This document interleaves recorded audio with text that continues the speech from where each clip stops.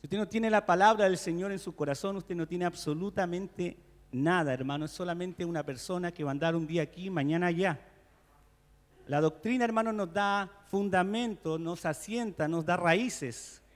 El pentecostal del nombre debe tener raíces, hermanos. Y las raíces están en la doctrina. Usted puede hablar mucho en lengua.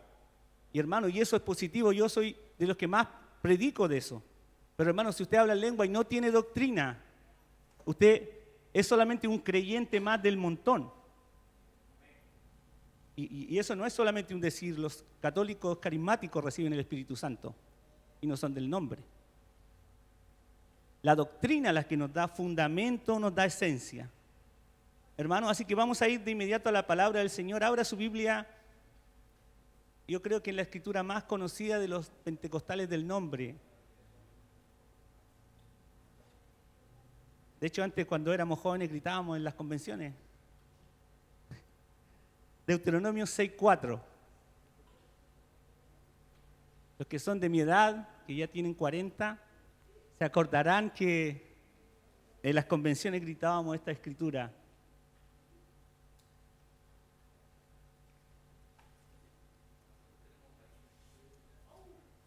Pero se la saben igual.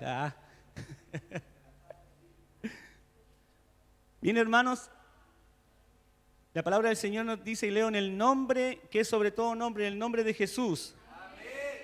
Oye Israel, Jehová, nuestro Dios, Jehová, uno es. Esta escritura debería conocerla todo el mundo, hermano. Hasta los niños pequeños deberían conocerla. Entonces, si usted cierra su Biblia, yo le digo que la repita, usted la va a poder repetir. A ver, repitámosla todos juntos. Oye Israel, Jehová nuestro Dios, Jehová uno es. Bien, puede tomar su asiento dando gloria al Señor.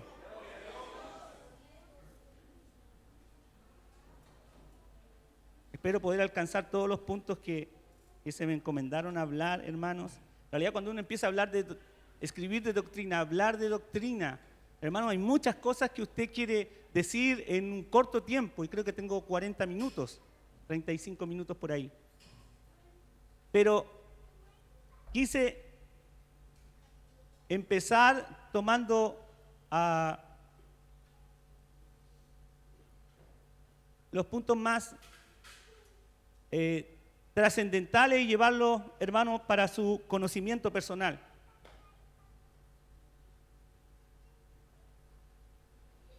Bien, hermanos, lo primero que tenemos que decir es que la palabra doctrina tiene un significado. La palabra doctrina se dice como un grupo de principios, enseñanzas básicas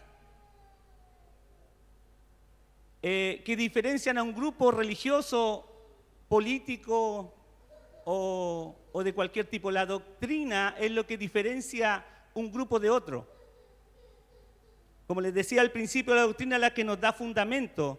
Si usted va a hablar con militares, tienen su doctrina que los representan.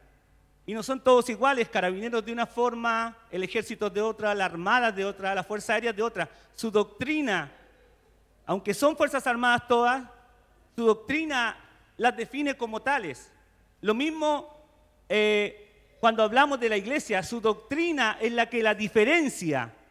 Parece igual a todas, pero la doctrina es la que hace la diferencia. Las enseñanzas que vamos a recibir nos van a definir como doctrina unicitaria. Si usted practica la Trinidad, entonces usted no se puede llamar doctrina unicitaria, aunque se parezca. Se va a llamar del nombre, se va a llamar unicitaria respecto al conocimiento de su doctrina. Entonces, cuando hablamos de doctrina de unicidad, estamos hablando del grupo de enseñanzas o principios básicos de la existencia de un solo Dios. La doctrina nuestra es la existencia de un solo Dios. Entonces, cuando hablamos de unicidad, estamos hablando de monoteísmo. Y dentro del monoteísmo hay varios grupos que podríamos hablar, como el judaísmo mismo, que es monoteísmo. Y hay varios grupos que caen ahí en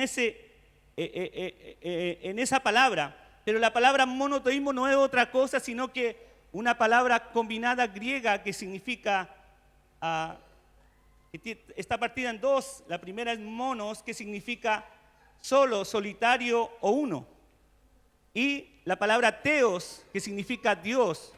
Entonces la palabra monoteísmo tiene el significado para nosotros un Dios o solo un Dios. Ese es el significado entonces para nosotros de la palabra monoteísmo. Y hermanos, ¿existen otras formas de doctrina? Claro que existen otras formas de doctrina. Hay varias doctrinas que podemos categorizar en distintos grupos, a lo menos 3. Dentro del cristianismo, 3 doctrinas distintas. Por eso es importante identificarse con la doctrina verdadera. Cuando usted hable con alguien, usted predíquele de la doctrina verdadera, no cualquier doctrina. Esta es la doctrina verdadera. Entonces, existen a lo menos dentro del ámbito cristiano, vamos a dejar atrás el judaísmo y hermanos, todas las religiones árabes, dentro del ámbito cristiano existen a lo menos 3 tipos de doctrinas y que creen de manera distinta en la deidad. Dentro de estas 3 existe, por supuesto, el trinitarismo. Hermanos, que es la doctrina que practica y cree en un Dios, pero en 3 personas distintas. O sea, Dios Padre, Dios Hijo y Dios Espíritu Santo, pero ellos dicen más un solo Dios. Tienen esta explicación como su doctrina. Dentro de la Trinidad existen 2 tipos de extremos de trinitarismo. Uno es el que cree, entre comillas, en la unicidad de Dios, pero ese Dios con 3 manifestaciones o personas distintas, lo hablan como personas. Esencialmente son trinitarios, pero ellos se presentan como unicitarios, pero siguen creyendo en 3 personas distintas. Y existe también el trinitarismo que divide a Dios en 3 dioses distintos, pero un solo Dios, lo explican así ellos. Dios Padre, Dios Hijo y Dios Espíritu, 3 dioses distintos. Eso es el trinitarismo. Son 2 extremos distintos. Existe también el binitarismo, que es la doctrina que habla de 2 dioses. Esa doctrina explica, hermanos, que existen solo 2 dioses para ellos. Uno Dios Padre y otro Dios Hijo, sacando fuera al Espíritu Santo solo como una fuerza activa o un espíritu aparte, pero no un Dios. Para ellos no es parte de este Dios que ellos conocen como doctrina binitarismo. Hermano, solamente Dios Hijo y solamente Dios Padre. Y existe también dentro del cristianismo y sus doctrinas el monoteísmo, en el cual nosotros creemos. El monoteísmo es la doctrina que cree y practica la creencia de un solo Dios. Un solo Dios. Dentro del monoteísmo hay dos líneas. También el monoteísmo que creemos nosotros que Jesús es Dios. Y también existe el monoteísmo que cree en un solo Dios, pero a Jesús lo toman solamente como un profeta y no como Dios. Esa es parte, pero el monoteísmo verdadero, el monoteísmo que creemos todos los que estamos aquí, es que Jesús es Dios. Que Jesús es nuestro Dios. Por eso es que Colosenses capítulo 2, verso 9 dice, porque en Él, en Jesús, habita corporalmente toda la plenitud de la deidad. Hermano, es falso creer que uno es unicitario y considerar a Jesús solo como un profeta, solo como parte de la historia, solo como un hombre bueno que existió. Ese es un error doctrinal. Jesús es Dios manifestado en carne. Por eso que Colosenses 2:9 dice de él que en él habita toda la plenitud de la divinidad, dice otra versión de la Escritura. Toda la plenitud de la divinidad habita en Jesús corporalmente. Entonces, hermanos, debemos tener claro que la doctrina que nosotros practicamos es la doctrina de la unicidad. Doctrina que predica que hay solo un Dios. Dos de las escrituras principales donde, hermanos, se menciona esta doctrina es la que leímos al principio de Deuteronomio 6:4. Oye Israel, Jehová nuestro Dios, Jehová uno es. Y también Efesios 4:5-6, que dice de esta manera: un Señor, una fe, un bautismo, un Dios y Padre de todos, el cual es sobre todos y por todos y en todos. Hermanos, esta escritura nos habla que tenemos un Dios, hermanos, que está sobre nosotros y está dentro de nosotros y está en medio de nosotros. Eso es explicado en español lo que dice esta escritura. Está en nosotros, con nosotros y entre nosotros, hermanos. Sobre nosotros, en cualquier parte, hermanos, está nuestro Dios presente, el mismo Dios.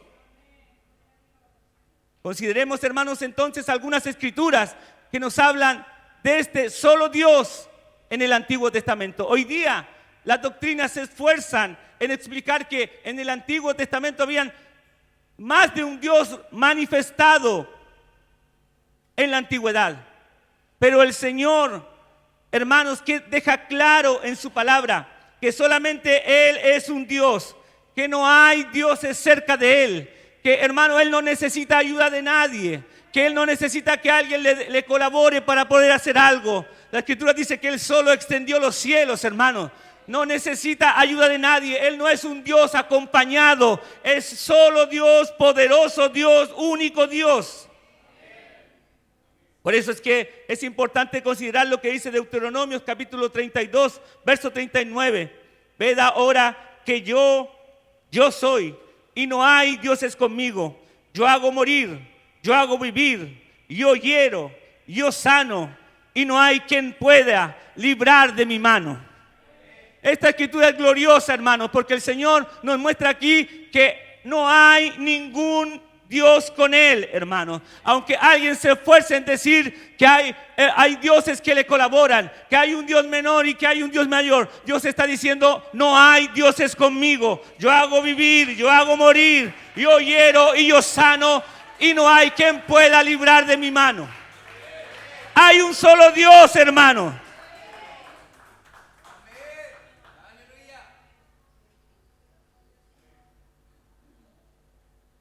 Corintios, Primera de Crónicas, capítulo 17, verso 20, dice: no hay semejante a ti, no hay Dios sino tú, según todas las cosas que hemos oído con nuestros oídos.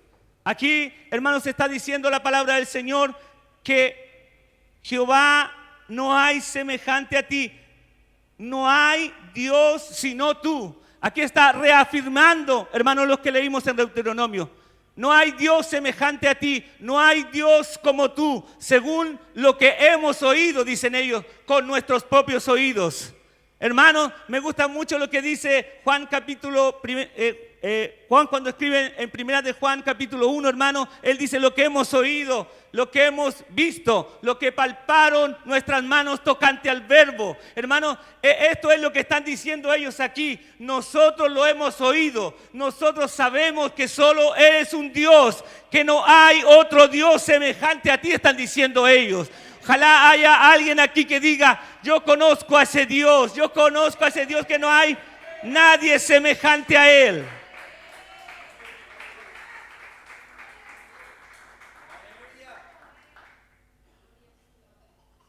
Isaías 44, verso 6 dice: yo soy el primero, yo soy el postrero, y fuera de mí no hay Dios, hermano. Las doctrinas de este mundo nos dicen, hey, había un Dios antes y ahora hay otro Dios. Había un Jehová antes y ahora hay otro Dios aquí con nosotros. Hermanos, el Señor está diciendo aquí, no, eso está errado. Yo soy el primero, yo soy el postrero y fuera de mí no hay Dios, está diciendo el Señor. Fuera de mí no hay Dios. Yo soy el primero y el postrero. Ese que estaba, hermanos, en el huerto del Edén, ese mismo está ahora con nosotros. Ese que estaba allí con David, hermano, ahora está con nosotros. Y es el que va a estar cuando venga, hermanos, a buscarnos. No hay otro Dios fuera de él, está diciendo. Isaías 44, verso 8, dice, no hay Dios sino yo. No hay fuerte, no conozco a ninguno. Hermano, cuando alguien le diga, bueno, es que usted no conoce a este Dios que yo le estoy presentando. Hermano, usted muéstrele esta escritura. No, Isaías 44, verso 8 dice, el Señor dice que no hay fuerte, no hay otro Dios. Yo no conozco ninguno, está diciendo el Señor, hermano. Si el Señor, nuestro Dios, no conoce ninguno, es que no hay ninguno, hermano. Por eso el Señor no se reserva, hermano, porque si hubiera existido otra doctrina, el binitarismo, el trinitarismo, hermano, el Señor lo diría claramente, no estaría escondiendo nada. Él diría, no, hay un Dios aparte de mí, hay otro que me está ayudando. El Señor está diciendo aquí, no hay nadie más aparte de mí. Yo solamente soy, yo soy el fuerte, no conozco ninguno más. Cuando los ocupantes de la tierra que Israel iba a tomar, hermanos, presentaban a sus dioses. El Dios que nosotros servimos, nuestro Dios, hermanos, se reía de esas imágenes, porque esos no eran dioses, eran creaciones de los hombres. Había solamente un Dios y ese era el Dios todopoderoso, nuestro Dios, hermanos. Cuando Israel tuvo que salir de Egipto, fue nuestro Dios que se manifestó con su poder, hermanos, para poder sacar a Israel de Egipto. ¿Usted cree que para Dios eso fue difícil, hermano? No fue difícil, porque Él es el fuerte, Él es el poderoso, Él es el único Dios verdadero. Isaías capítulo 45, verso 6 dice, no hay más que yo Jehová, y ninguno más hay. Si no le quedó claro antes, hermanos, el Señor está repitiéndolo de nuevo. Está diciendo, no hay más que yo. Y está hablando de su divinidad. Él está diciendo, no hay más que yo Jehová, y ninguno más hay. Él está diciendo aquí, miren, aunque le expliquen, aunque le muestren, aunque le hagan milagros, no hay otro Dios más que yo. Los judíos lo sabían, hermano. Cuando ellos atravesaron el desierto, cuando estuvieron viviendo en el Antiguo Testamento, hermano, ellos sabían acerca de esto. Ellos sabían que solamente había un Dios. Pero, hermanos, nuestro Dios igualmente se lo repite. Y había una razón por la que el Señor les repetía todo esto. La razón principal es porque ellos estaban siempre tentados a vivir en doctrinas de idolatría. Y hermanos, no crea que ahora que estamos aquí nosotros en el siglo XXI, hermanos, nos vamos a encontrar con este tipo de tendencias. Siempre la idolatría va a venir a tratar de tomar parte dentro de nosotros. Por eso que, hermanos, primera de Juan capítulo 5, en el último versículo, le dice el apóstol Juan a los que estaban escuchando, a los que estaban leyendo la carta, hijitos, cuídense de la idolatría. Porque tal como en el tiempo antiguo, tal como en el tiempo de los apóstoles, hoy día de igual manera entra fácilmente dentro de los creyentes este tipo de doctrinas que nos alejan de la verdad. El mismo mesianismo, hermano, ha alejado a miles de cristianos de la verdad, mostrándole una doctrina errada, una doctrina, hermanos, que no es la verdad del Señor. Es monoteísmo, pero no es la verdad que el Señor Jesucristo nos mandó a creer. El Señor no nos mandó a convertirnos en judíos. El Señor nos mandó a convertirnos al Señor Jesucristo, hermano. No nos mandó a practicar el judaísmo, no nos mandó a practicar las leyes abránicas, ni tampoco las leyes de Moisés. Nos mandó a practicar la ley del Señor Jesucristo, hermano. Las tendencias hoy día, hermanos, de muchos están también tomando parte de las mentes y corazones de los cristianos de hoy día. Y eso es por lo que decía nuestro pastor cuando estaba aquí arriba. Primero, porque hay falta de oración. La doctrina de la verdad no viene, y quiero decirlo de manera delicada, hermano, para que no suene feo lo que voy a decir. No viene porque usted lee y lee y lee, hermano. La doctrina de la verdad es por revelación.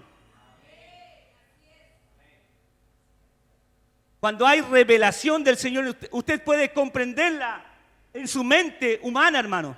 Pero cuando realmente usted logra considerar el peso que tiene verdadero dentro de nuestra vida, hermano, eso se debe comprender espiritualmente como todas las cosas que son de Dios.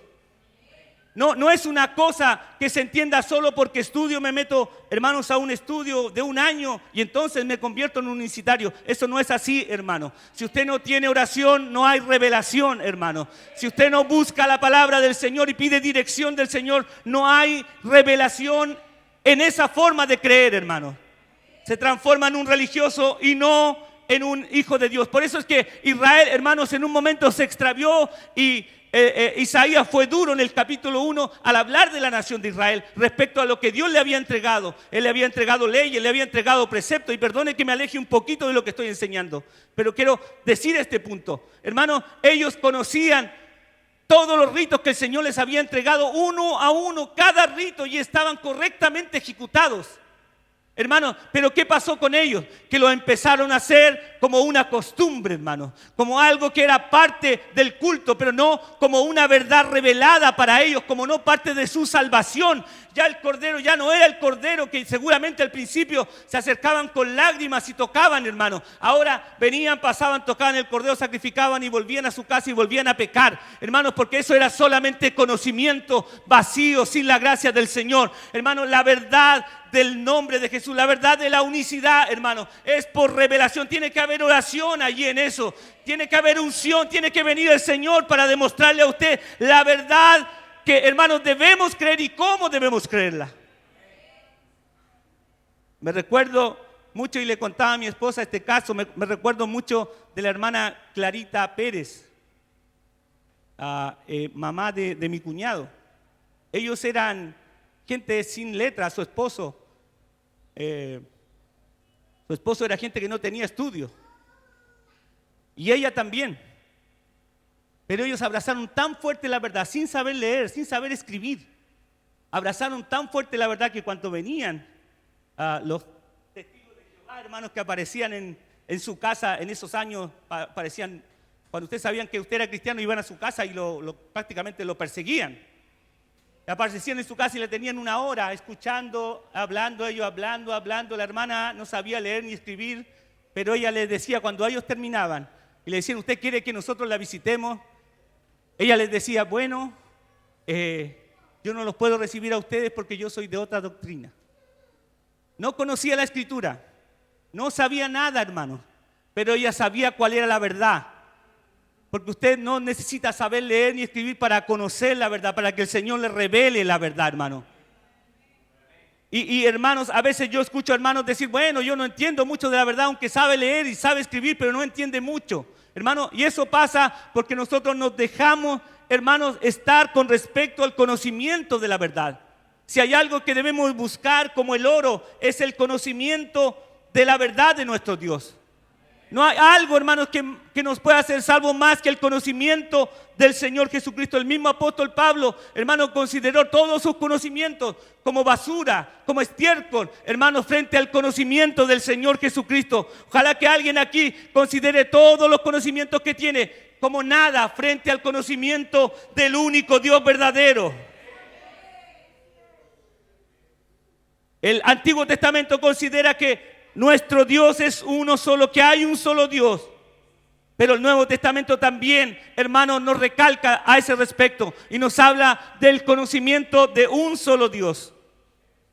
Romanos capítulo 3, verso 30 dice, porque Dios es uno y Él justificará. La palabra del Señor aquí nos habla, Dios es uno y Él justificará. Primera de Corintios 8:4 dice, no hay más que un Dios. Primera de Corintios 8:4, no hay más que un Dios. Primera de Corintios 8:6, pero nosotros, sin embargo, solo hay un Dios, el Padre. Romanos aquí lo habla clarito, solo hay un Dios, el Padre. Gálatas capítulo 3, verso 20, pero Dios es uno. Estoy leyendo solamente extractos, hermano, después usted lo busca, hermano, y lo va a encontrar más exactamente. Santiago capítulo 2, verso 19, dice, ¿tú crees que Dios es uno? ¿Cuántos? Uno. ¿Tú crees que Dios es uno? Bien haces. También los demonios creen y tiemblan. Hay una razón por la cual la doctrina de la unicidad es importante que la conozcamos. Y la razón principal es porque a través de ella vamos a ser salvos. Y la segunda razón, hermanos, que genera autoridad en el que la conoce. Aquel que conoce a su Dios se esforzará y hará. Hermanos, aquel que conoce a Dios, hermanos, también conoce la forma de autoridad que puede ahuyentar a los demonios. Los demonios también creen que Dios es uno. No van a temblar frente a un trinitario. No van a temblar frente a uno que cree en dos dioses. No van a temblar frente a un mesiánico, pero a uno del nombre de Jesús que conoce la doctrina y sabe los alcances que tiene, hermano. Entonces el diablo, hermanos, va a tener miedo, va a temblar.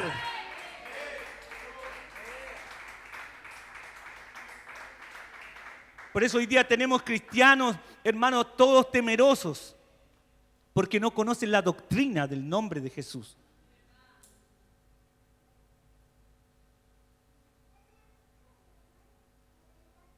Hermanos, entonces ya nos queda claro, Antiguo y Nuevo Testamento solamente hay un Dios. Entonces ahora debemos saber quién es ese Dios. ¿Cuál es su nombre? ¿Solo tiene que llamarse Dios o qué? Yo cuando llegué a convertirme al Evangelio decía, Dios ayúdame, Dios hace esto, Dios hace esto otro. Y no está mal decir eso. Pero es mejor cuando conocemos el nombre de ese Dios. Porque, hermanos, dentro del mundo espiritual, no es que decir Dios no signifique nada.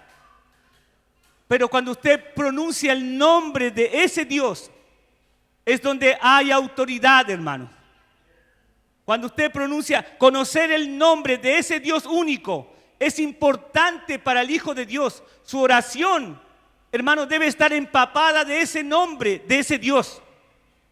Su oración no debe ser una oración ambigua, así media. Esa oración ambigua, hermano, solamente diciendo Dios, bueno, Dios tú sabes, Dios bendíceme, Dios hace esto en el nombre de Dios. La gente que no conoce de doctrina dice, bueno, yo voy en el nombre de Dios. Hermano, está bien decir eso, pero hay autoridad cuando conocemos el nombre de ese Dios.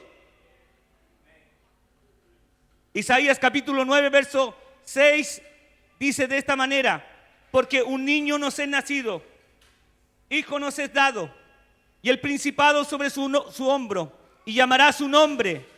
Fíjese bien en esto, admirable, consejero, Dios fuerte, Padre eterno y príncipe de paz.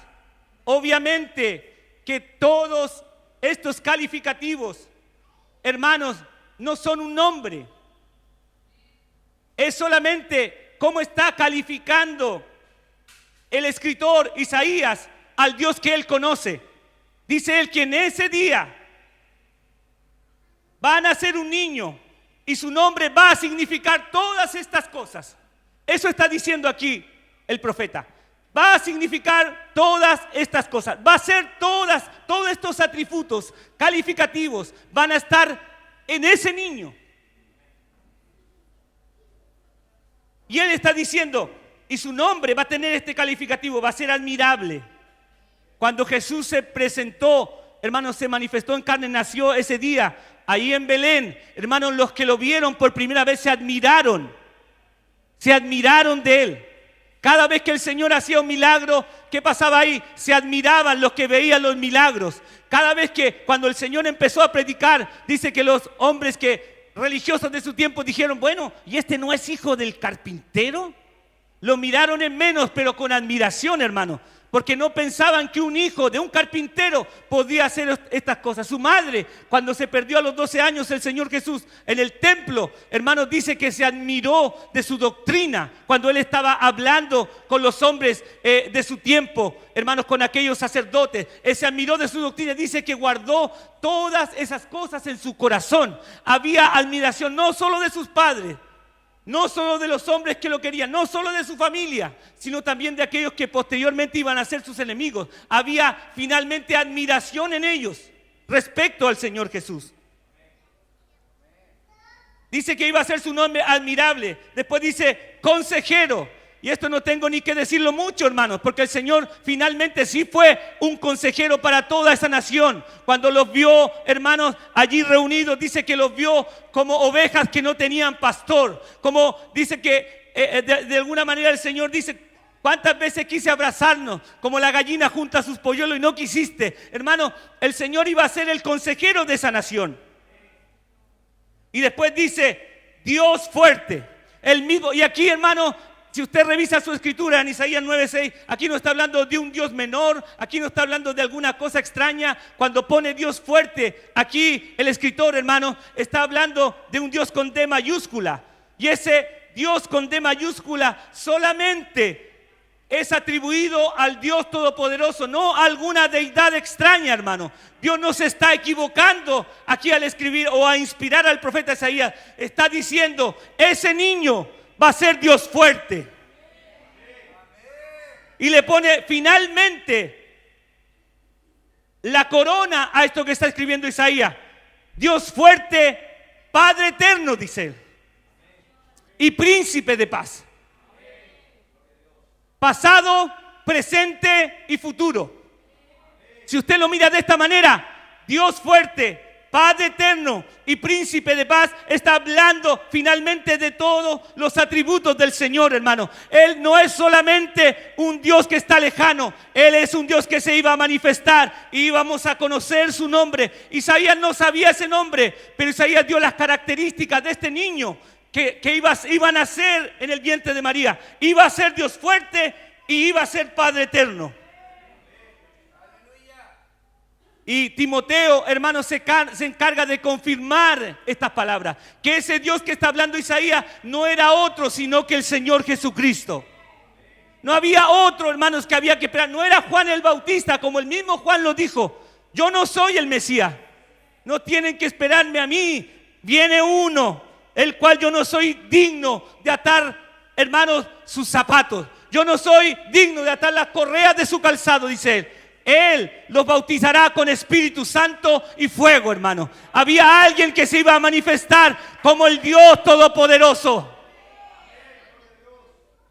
Y, hermanos, Pablo, cuando escribe al joven Timoteo, no se reserva palabras. En 2 de Timoteo capítulo 3, verso 16, dice: e indiscutiblemente grande es el misterio de la piedad. ¿Por qué Pablo lo dice de esta manera? Porque hasta ese momento, hasta que el Señor Jesucristo fue, hermano, elevado a los cielos, fue muerto en la cruz y elevado a los cielos, era un misterio lo que había pasado con él. No se sabía, hermano, pero cuando ellos recibieron la revelación del nombre de Jesús. Por eso, hermano, yo antes le decía: hay que recibir la revelación del nombre de Jesús. No va a entender usted la unicidad en todo, hermano, su contexto, si usted, hermano, no recibe revelación del Señor. Si no hay oración allí, hermano, usted no va a recibir nada. Solo fue después, hermanos, cuando ellos estuvieron en el aposento alto, fueron llenos del Espíritu Santo, que entendieron todas las palabras del Señor. No fue hasta que los caminantes de Emaús se encontraron con el Señor después de su muerte,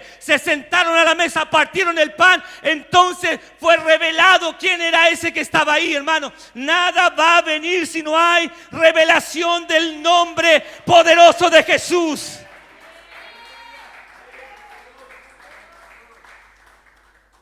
Y créame, tómese en serio esto. Usted puede estudiar y está bien que estudie. Usted puede leer y está bien que lee. Usted se puede leer todos los libros del pastor David Cabernal y hermanos, y aprendérselos todos como he estado haciendo yo. Cuando la hermana Pauli le encomendaba a mi esposa que leyera alguna parte, yo era el primero que me comía todo ese libro, hermano. Y hermano, usted puede hacer todo eso. Y está bien, hermano. Pero si eso no tiene oración, no sirve, hermano. Es solamente conocimiento acumulado. Porque usted finalmente no lo va a practicar, no lo va a asimilar, no lo va a comprender, hermano.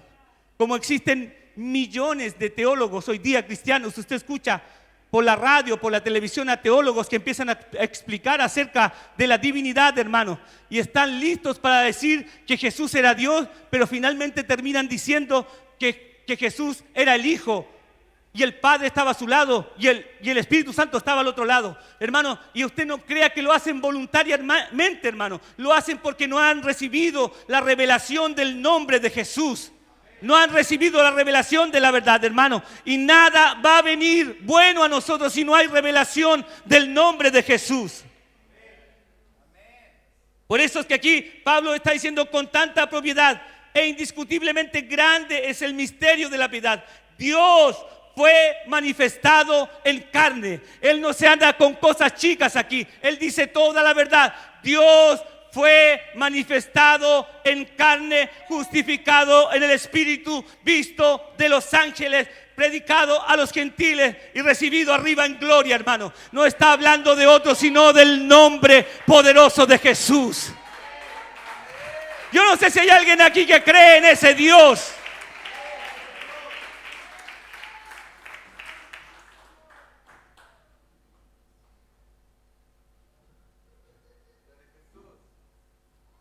Podemos decir con propiedad entonces, hermanos, que aquel Dios que está hablando Pablo, que aquel Dios que está hablando Juan, que aquel Dios que hablaron en el Antiguo Testamento no era, hermanos, otro, sino que Jesús, su nombre ya había sido revelado, y los que habían creído en Él habían empezado a predicar el nombre de Jesús, hermano. Porque no hay predicación del nombre de Jesús sino hasta el libro de los Hechos. Hasta ese momento el Señor no había revelado, hermanos, su nombre todavía a aquellos que le escuchaban. Las señales estaban todas dadas. Juan había recibido una revelación cuando mandó a sus discípulos a preguntarle al Señor: Señor, ¿quién eres tú? ¿Eres el Mesías o tenemos que esperar a otro? Ni Juan lo sabía, hermano. Hasta ese momento la Escritura dice que era el profeta más grande que había nacido de una mujer. Era Juan, hermano. No había otro profeta más grande. Pero, hermano, ni él había recibido esa revelación.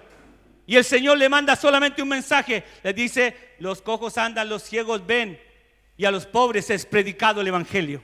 Con eso Juan tuvo.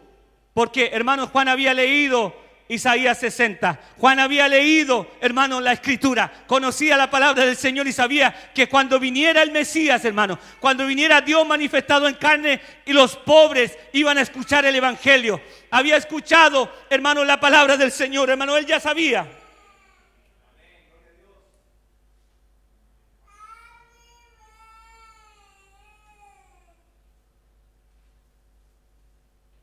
Entonces, hermanos, nos vemos entonces frente a un Dios ya revelado, hermano. Ese Dios del Antiguo Testamento, ese Dios que decía que era uno solo, ahora aquí, hermanos, manifestado en la persona de Jesucristo. ¿Y cómo sabemos eso, hermano? Y aquí es importante tomar de nuevo Colosenses capítulo 2, verso 9. Hermanos, es importante considerarlo, porque, hermanos, le explicaban delante que parte del monoteísmo hay una rama, hay una línea que considera a Jesús como solamente un profeta, que no tiene que ver nada con la divinidad. Solamente fue un hombre que pasó. Pero aquí Pablo está diciendo en Colosenses capítulo 2, verso 9, está diciendo: porque en él habita corporalmente toda la plenitud de la divinidad, hermano. O sea, todo lo que significa Dios habitó en Jesús. No solamente una parte, no solamente un pedacito, hermano. Dios estaba en Jesús. O sea, Él era completamente hombre y completamente Dios. No era solamente un pedacito de hombre y un pedacito de Dios. Cuando Jesús decía que tenía hambre, hermano, no estaba mintiendo, estaba diciendo la verdad. Él era completamente hombre. Cuando Él fue a la cruz y fue golpeado, hermano, no dice que, no, la Escritura dice en Filipenses, hermanos, que Él no tomó su condición, hermanos, de Dios, hermanos, para huir a eso. Y me gustaría mejor leerlo, no lo consideré aquí, pero lo vamos a leer.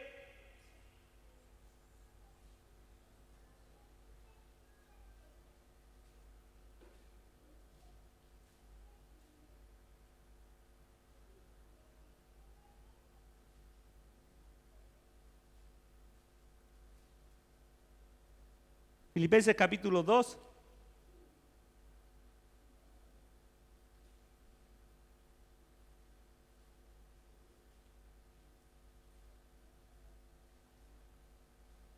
Dice, haya pues en vosotros este sentir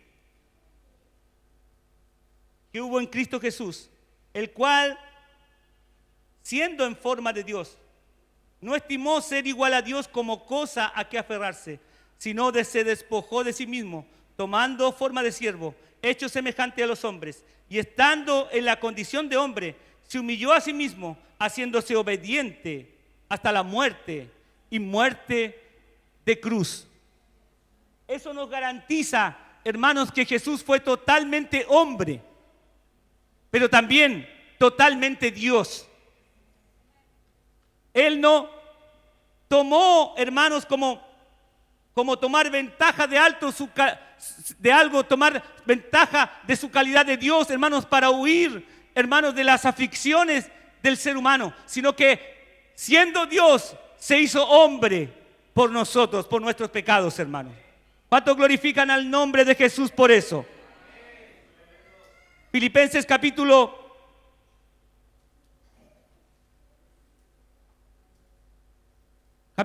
2, versos 9 y 10, que los versículos que siguen de los que leímos, hermano, lo califica a Él como Dios, hermano. Porque pasó todas estas cosas, porque vivió de esta manera. Lo califica a Él, ese Dios del pasado, lo califica aquí, ahora, como Jesús. Ese Dios es Jesús, está diciendo aquí Filipenses. Por lo cual dice, Dios le exaltó a lo sumo y le dio un nombre que es sobre todo nombre, para que en el nombre de Jesús se doble toda rodilla de lo que está arriba en los cielos, abajo en la tierra y debajo de la tierra. Y más abajo dice, y toda lengua confiese que Jesucristo es el Señor, para gloria de Dios Padre. Lo que está diciendo aquí Pablo cuando escribe a los filipenses, está diciendo, miren, este Dios es el Dios del universo. Porque fíjense cómo lo dice aquí Pablo, para que dice que todos confiesen, para que en el nombre de Jesús se doble toda rodilla, y parte diciendo de los que están arriba en el cielo, hermano. Si existiera un Dios Padre, hermano, se tendría que arrodillar ante Jesús. Y eso no es así, hermano. El mismo Jesús era el Dios Padre, hermano. El mismo Jesús era el Padre, era el Hijo y era el Espíritu Santo, hermano. Por eso Él dice, de lo que está arriba en el cielo y abajo en la tierra y debajo de la tierra, y toda lengua confiese que Jesucristo es el Señor, hermano. Esta palabra equivale a que Jesucristo es Dios. Esta expresión equivale que toda lengua confiese que Jesucristo es Dios, hermano. Él es el Señor. No hay otro Señor que esperar. No hay otro Señor que llamar. No hay otro Señor que invocar. Cuando usted ore, entonces invoque el nombre de Jesús, hermano. No se equivoca, hermano. Por ahí andan algunos diciendo, no nos equivocamos, porque en realidad debería ser Yeshua. O no sé qué cosa, otra palabra más que le ponen ahí. Hermano, no se equivoca usted cuando invoca el nombre de... invóquelo con libertad, diga, en el nombre de Jesús reprendo esta enfermedad, en el nombre de Jesús yo pido esta bendición en el nombre, cuando ponga las manos sobre sus hijos, diga, en el nombre de Jesús, porque está diciendo el nombre del Dios Todopoderoso.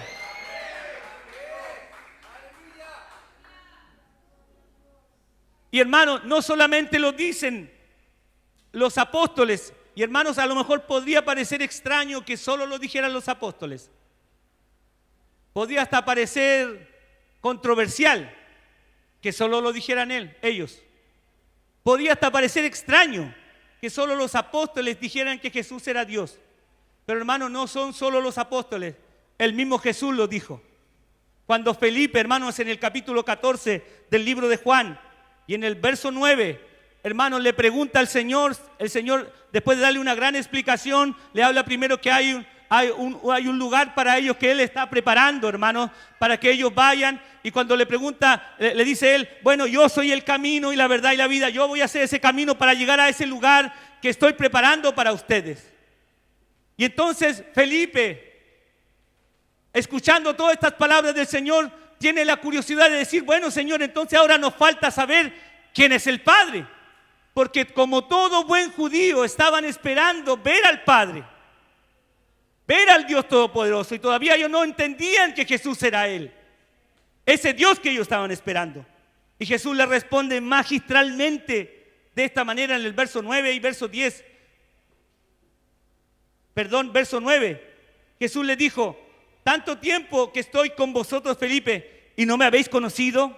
El que me ha visto a mí, ha visto al Padre. Él le responde magistralmente, hermano. No fueron solo sus discípulos, no fue solamente una corriente, hermano, religiosa que invadió a los discípulos, hermano. El mismo Señor se reveló a ellos y les dijo, yo mismo soy. Tanto tiempo hace que estoy con ustedes, Felipe, no me has conocido. El que me ha visto a mí, ha visto al Padre, hermano. Entonces, cuando usted invoca el nombre de Jesús, no está invocando solo al Hijo, está invocando al Padre también. Hermanos, cuando usted habla del nombre de Jesús, no habla solamente de una tercera persona de la Trinidad, disminuyendo el poder del Señor, hermano. Usted lo que está haciendo, está hablando del nombre poderoso del Dios Todopoderoso, del único Dios. Ese Dios tiene solo un nombre, y ese nombre es Jesús.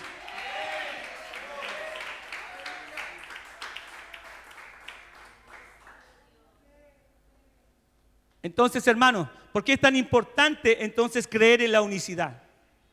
Y aquí ya voy a ir cerrando. ¿Por qué es tan importante creer en la unicidad, hermano? Es importante porque en ella está en juego nuestra salvación. No se crea que es una cosa pequeña, no es una cosa solo de conocimiento, hermano. Porque si fuera por conocimiento, hermano, las que tienen menos estudio no podrían ser salvos. No es una cosa solo de conocimiento, es una cosa de revelación, como les dije anteriormente. Es algo de creer, hermano. No es que usted medio crea en la doctrina, no es que usted de repente le entre la duda, hermano. Y yo quiero decirle algo: cuando usted se pone a estudiar la doctrina del nombre de Jesús, hay cosas que le van a causar duda. Y va a decir usted, bueno, esto no tiene explicación. Hermano, siempre hay explicación en la palabra del Señor. Si usted busca, siempre va a encontrar la respuesta a todo, porque el Señor no se desdice de nada, hermano. El Señor no es que deja algo allí dando bote medio raro, hermano, que usted no pueda descifrar. El Señor siempre va a mostrar la verdad completa. Por eso, cada vez que usted quiera buscar una respuesta, busque en el nombre de Jesús. Cada vez que usted quiera buscar una respuesta, busque en Jesús, hermano. Va a encontrar la respuesta para todo en su palabra, hermano. Si Jesús es Dios, entonces esta Biblia, esto es su palabra, hermanos. Esto no es algo extraño, esto no es ajeno, hermano. Esta es la palabra del Dios que servimos, hermano.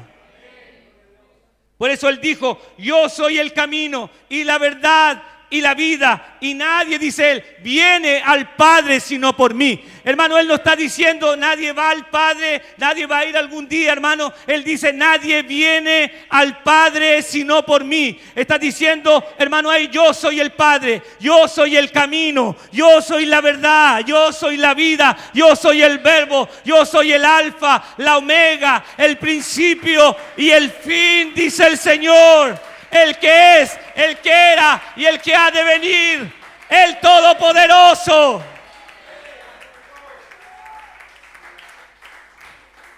Por eso que cuando los discípulos, hermanos, quisieron, hermanos, predicar la salvación, Pedro lo primero que habló, dijo, ustedes lo que tienen que hacer para ser salvos.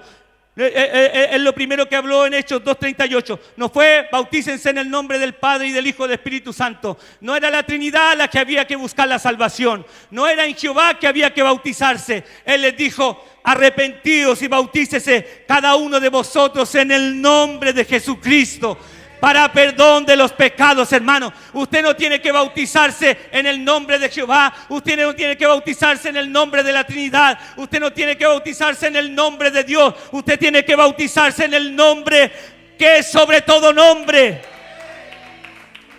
Por eso Hechos 4:12 dice: y en ningún otro hay salvación, porque no hay otro nombre bajo el cielo dado a los hombres en que podamos ser salvos. No hay otro nombre, hay un solo Dios y hay un solo nombre. Y ese nombre es Jesús. Y yo quiero invitarle que usted se ponga de pie por mientras.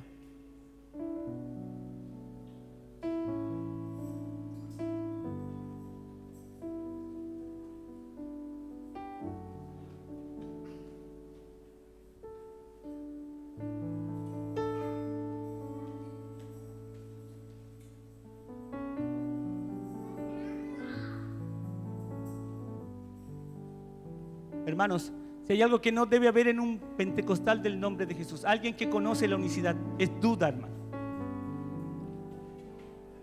La duda, hermano, nos aleja del conocimiento perfecto de nuestro Dios. La duda nos aleja, hermanos, de la verdad de nuestro Señor Jesucristo. Por eso que hoy día que hay miles, hermanos, de cristianos del nombre que están dejando esta verdad y están abrazando doctrinas extrañas, hermanos, porque dejaron la oración, dejaron la lectura de la palabra, hermanos, se llenaron de dudas y empezaron a seguir a falsos maestros detrás de falsas doctrinas, creyendo, hermanos, que eso los iba a hacer alcanzar la verdad. Hermanos, pero lo que hay que hacer en nuestro tiempo es reafirmarse en la verdad del conocimiento del nombre de Jesús, reafirmarse en la verdad del conocimiento de la unicidad, de la doctrina de la unicidad. Por eso primera de Juan capítulo 5 verso 20, y no quería, hermanos, cerrar antes de nombrar esta escritura. Juan aquí está diciendo: empero sabemos que el Hijo de Dios ha venido y nos ha dado entendimiento, hermano. Fíjese bien, está diciendo: no lo recibí de otro. Dios me dio este entendimiento. Revelación está diciendo Juan aquí. Me ha dado entendimiento para conocer al que es verdadero. Y estamos en el verdadero, en su Hijo Jesucristo. Este es el verdadero Dios y la vida eterna, hermano. No estamos en cualquier doctrina, no estamos creyendo en cualquier evangelio, hermano. Estamos creyendo en el verdadero. Hermano, cuando alguien le quiera decir a usted que usted tiene una doctrina mentirosa, usted diga: estamos en el verdadero, en su Hijo Jesucristo. Este es el verdadero Dios y la vida eterna.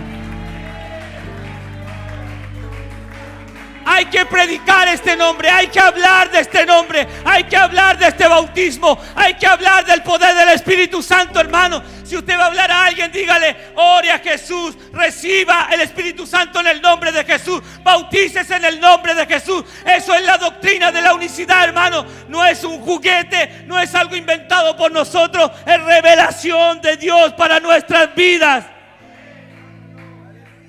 Hay que predicar el nombre de Jesús. Lucas capítulo 24 verso 47 dice: y que se predique en su nombre el arrepentimiento y el perdón de pecados a todas las naciones, comenzando de Jerusalén. Hermano, no cualquier nombre, en el nombre de Jesús. Que se predique en su nombre, hermanos. Yo les voy a invitar a orar ahora en esta tarde.